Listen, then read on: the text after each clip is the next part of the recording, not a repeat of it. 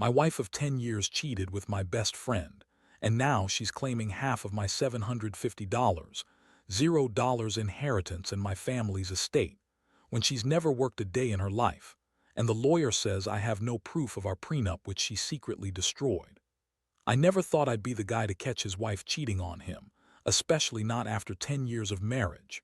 We had our ups and downs, sure, but I always believed we had a solid foundation. That was until I started noticing little things that didn't add up. Her phone going silent when I walked into the room, secretive texts that she quickly deleted, and a weird hesitation whenever I brought up plans or her friends. At first, I shrugged it off as work stress or her just being tired, but then I saw her phone one night when she left it on the couch, and I couldn't help myself. What I found was a string of texts between her and my best friend, Jake. They weren't just friendly chatter, it was clear there was something more going on. The messages were flirtatious, explicit even. I saw her telling him she was so exhausted but thinking about him, and him replying with things about how she looked hot in that dress last weekend. My stomach dropped. I felt like I'd been punched in the gut. I didn't confront her right away. Instead, I sat on it, trying to process what I'd seen. But the worst part was I couldn't believe she'd do this to me after everything. We had a house, a life, a kid, everything I thought was real. And Jake, my best friend, how could he betray me like that? The betrayal cut deep, and I felt my chest tighten every time I thought about it. A few days later, I noticed her acting even more distant, colder. She started leaving her phone around less, and when I tried to talk to her about us, she would brush me off or snap at me for overreacting. I knew she was hiding something. It was in her eyes, guilty, defiant, like she was daring me to find out the truth. Then one night I decided to check her phone again. This time I found even more. A series of messages where she was planning to meet Jake for a little secret get-together at a hotel. The way she described it, like it was nothing serious, like she was just having fun. That was when I knew I couldn't ignore it anymore. I waited until she was asleep, then I took her phone and looked through her messages. The proof was undeniable. She was cheating, and she had been for months. I felt a mix of rage, heartbreak, and betrayal all at once. I wanted to confront her immediately, but I knew I had to think this through. I couldn't just blow up everything without a plan. The next morning, I woke up with a pounding head and a decision. I was going to confront her, but I also needed to get my head straight about what this meant for everything: my marriage, my family's estate, the inheritance. Because I had just found out she was planning to claim half of my $750, $0 inheritance and our family estate, even though she's never worked a day in her life. And to make it worse, our prenup. She's claiming she destroyed it, but I have no proof. The lawyer says it's her word against mine. I didn't want to just yell and throw her out, though.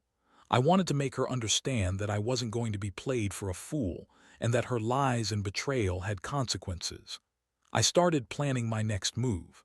I knew I had to protect what was mine, and I couldn't let her walk away with my inheritance, especially when she'd been so selfish and manipulative. That's when I realized I had to get creative.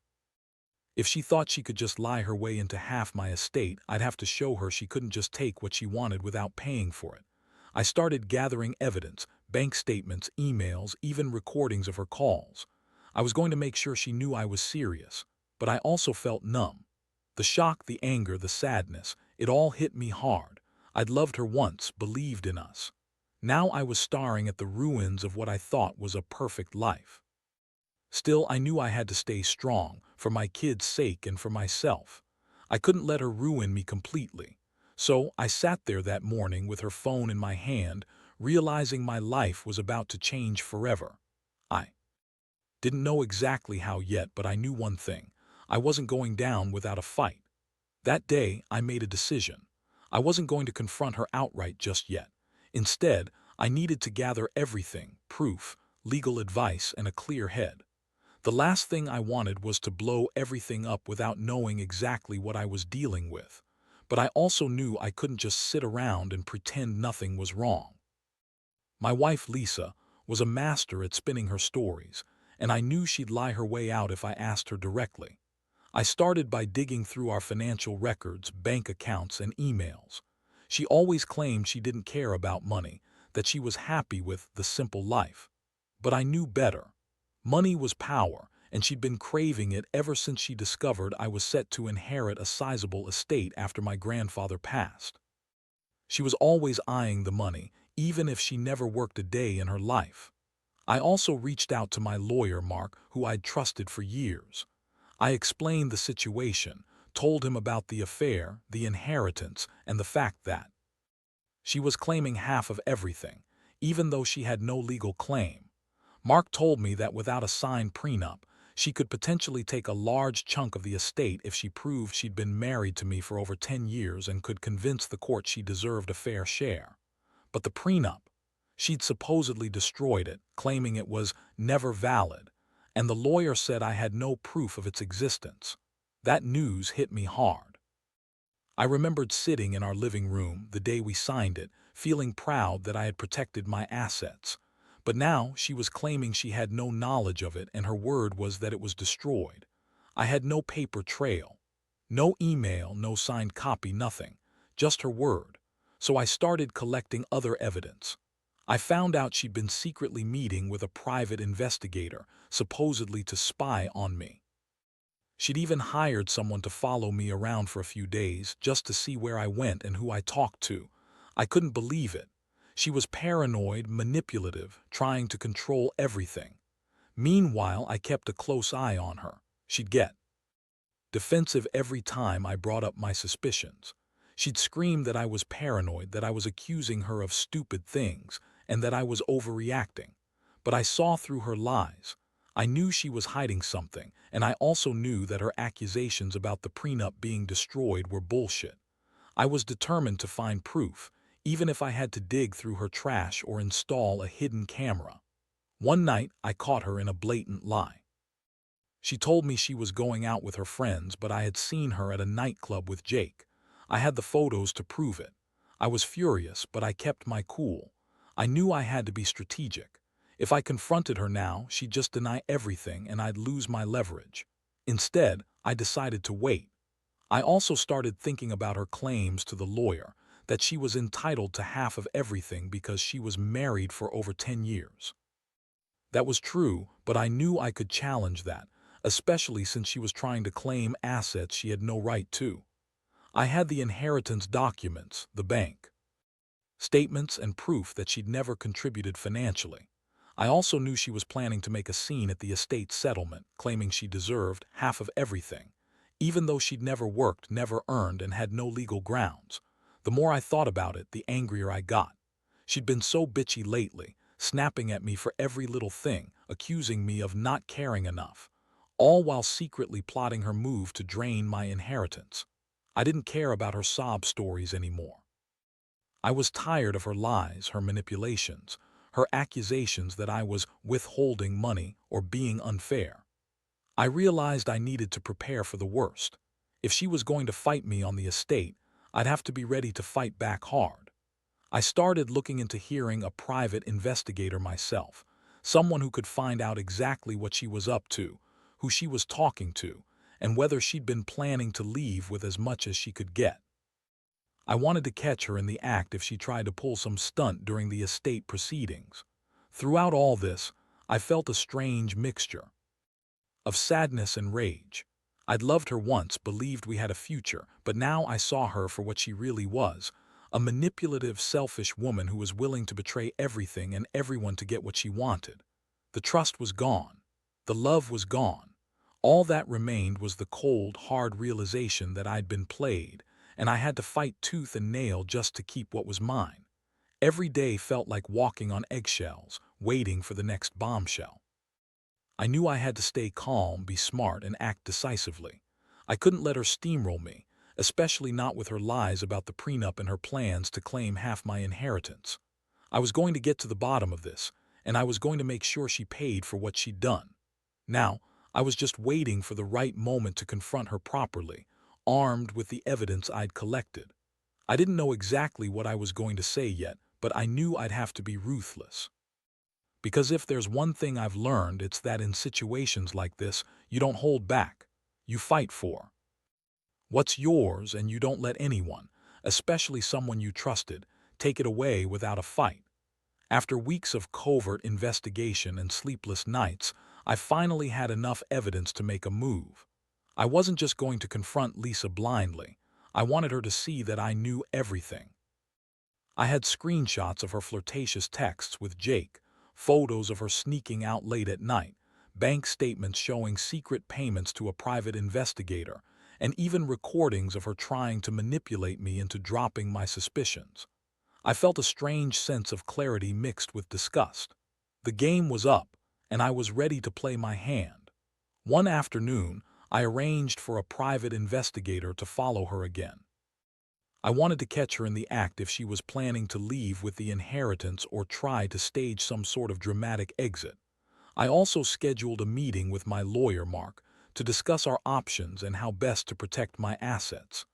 I knew Lisa was counting on the fact that I didn't have a solid proof of the prenup, but I had other tricks up my sleeve. That evening, I sat her down.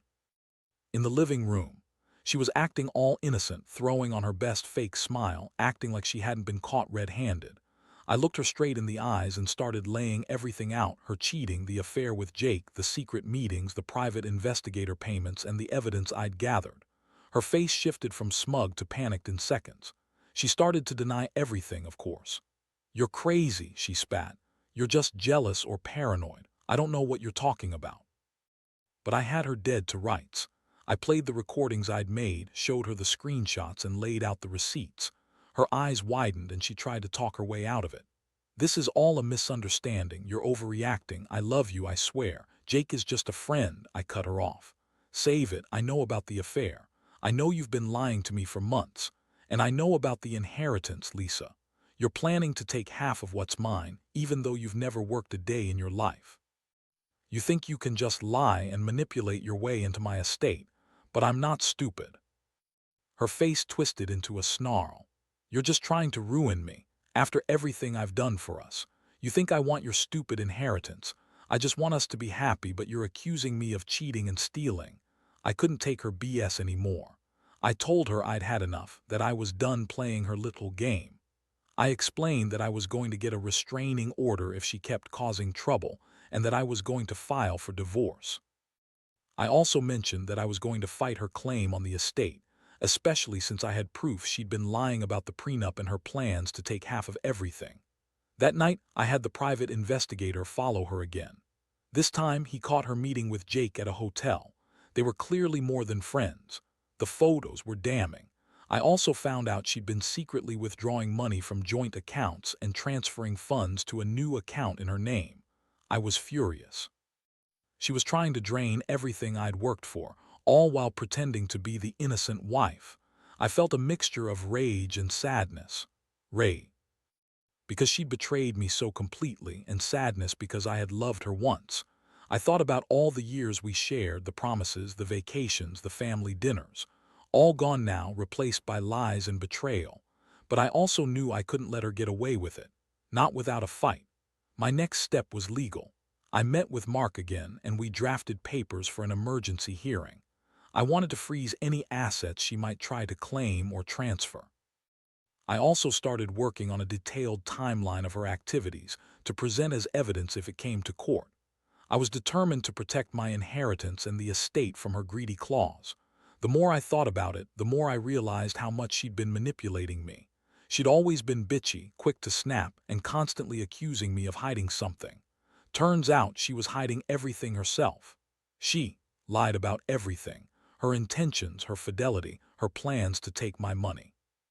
I felt a deep sense of betrayal, but also a strange sense of relief. I finally knew the truth, and now I could do something about it. The hardest part was facing the emotional fallout. I was angry, hurt, and utterly disappointed. I'd loved her once, believed in us. Now I saw her for what she really was: a selfish, manipulative woman who was willing to destroy everything for her own gain.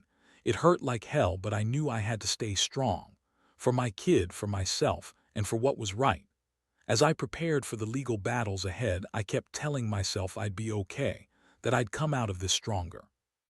And I also knew one thing for sure: Lisa was not going to walk away with my money, my estate, or my dignity without a fight.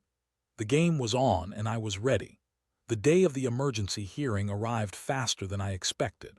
I'd spent the last couple of weeks meticulously gathering every shred of evidence I could find: bank statements, text messages, photos, recordings. I even hired a private investigator to keep tabs on Lisa and Jake, just in case they tried to do something drastic. I knew she'd be prepared to lie, spin everything in her favor, and try to manipulate the court like she had with me for years. But I was ready. Mark, my lawyer, had prepared a solid case. We had proof that Lisa had been cheating, that she'd been secretly planning to claim half my inheritance, and that she'd destroyed the prenup, if only I could prove it. But the fact that she was trying to steal what I'd worked my entire life for made my blood boil. I sat in the courtroom, feeling numb but also strangely determined. I had to fight for what was rightfully mine. Lisa showed up with her usual bitchy attitude, trying to look innocent but failing miserably. She was dressed to impress, fake tears ready to spill, and her eyes darted around like a guilty child caught with her hand in the cookie jar. She started her usual spiel, claiming she was a devoted wife, that I was paranoid, and that she deserved half because we'd been married for over 10 years. She lied about everything, claiming she had no idea about the affair, that I was just jealous, that the prenup was a forgery, and that she had no intention of taking my inheritance. I couldn't believe her audacity. I stood up and presented all the evidence I'd collected: screenshots, photos, recordings.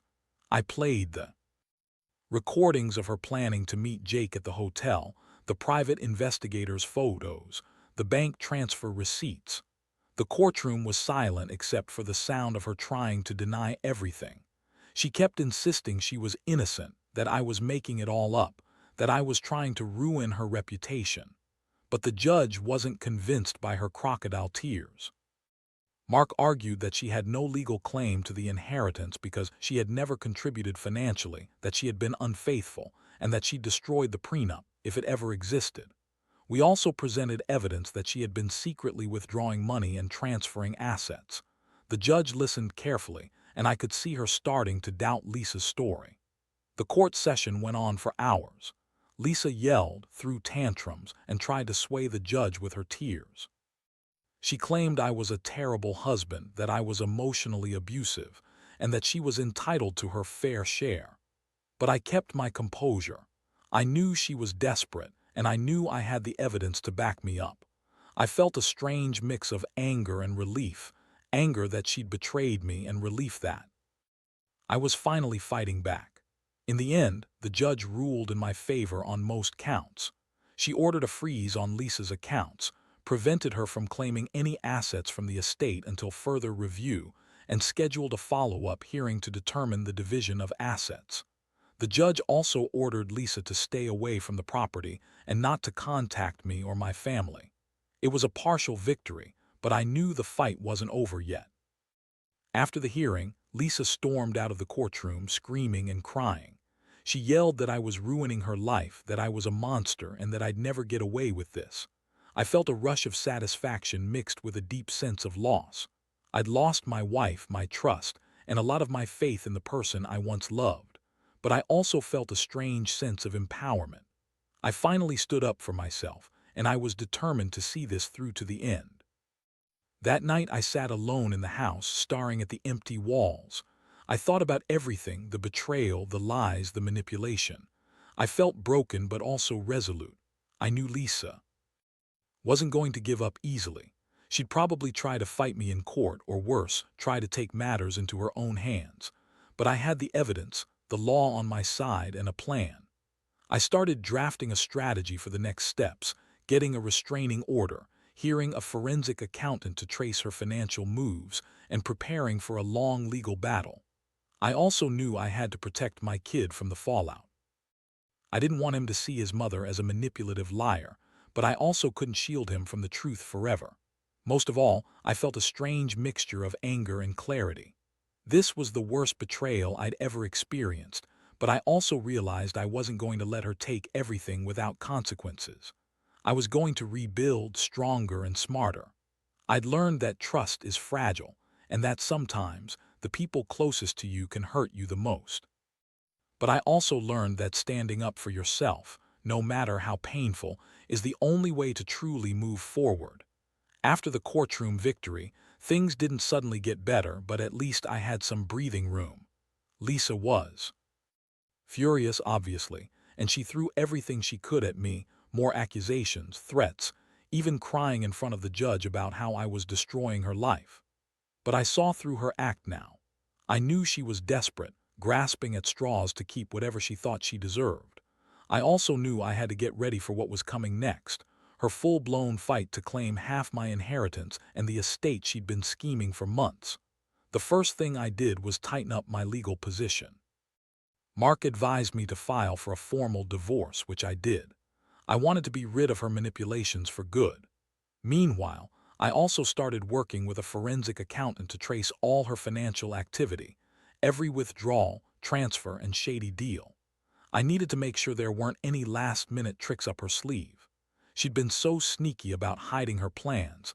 I knew she'd try to sneak away with some of my money if she thought she could get away with it. In the meantime, Lisa wasn't just sitting back. She began making her moves, trying to turn friends and family against me. She was telling everyone I was a terrible husband, accusing me of emotional abuse, and claiming I was trying to keep her from her rightful share.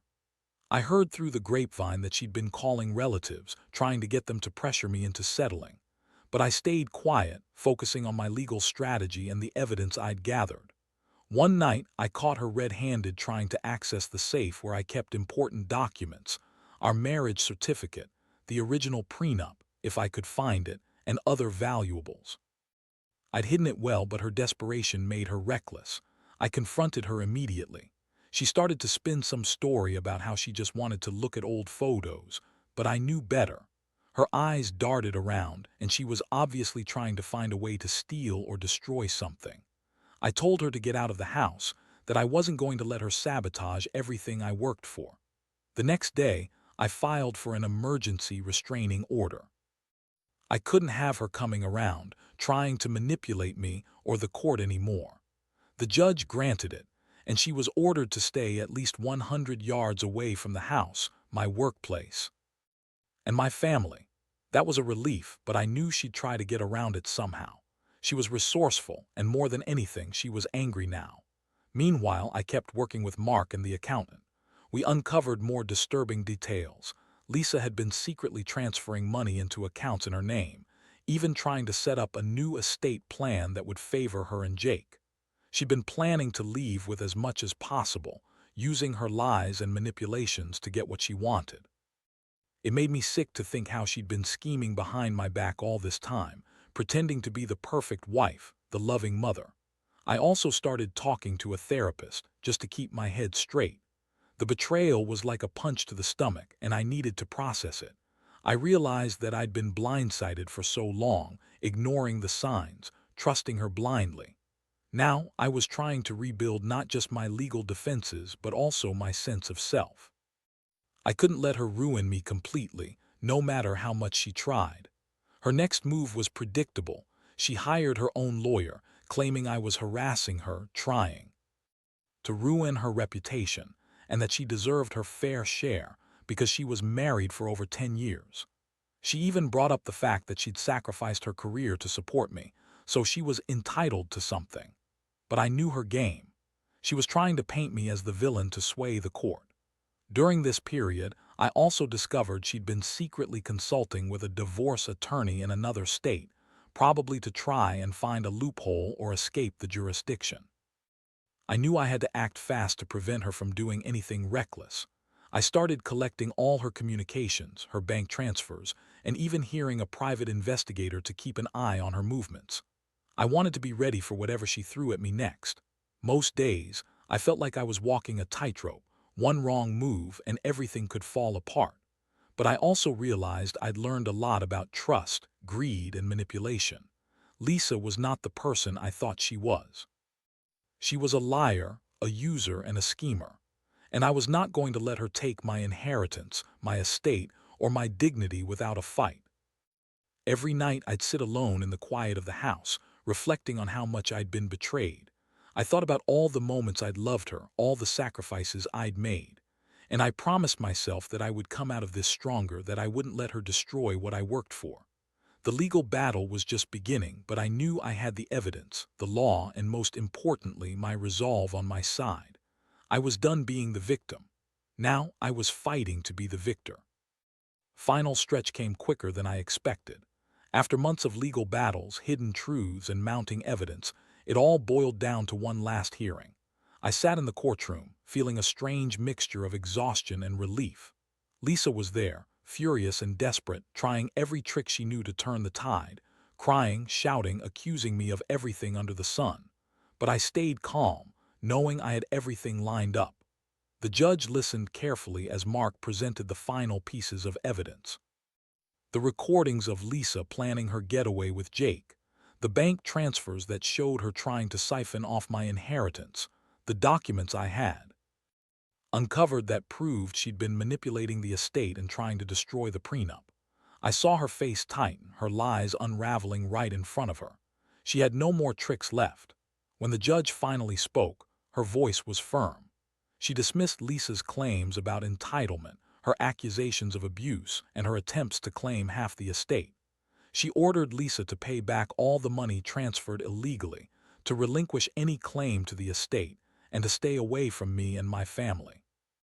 She also granted my divorce, and I felt a weight lift off my shoulders. Lisa's reaction was classic. She screamed, called me a monster, and tried to argue her case one last time. But it was useless. The evidence was overwhelming. The judge had made her decision. It was over.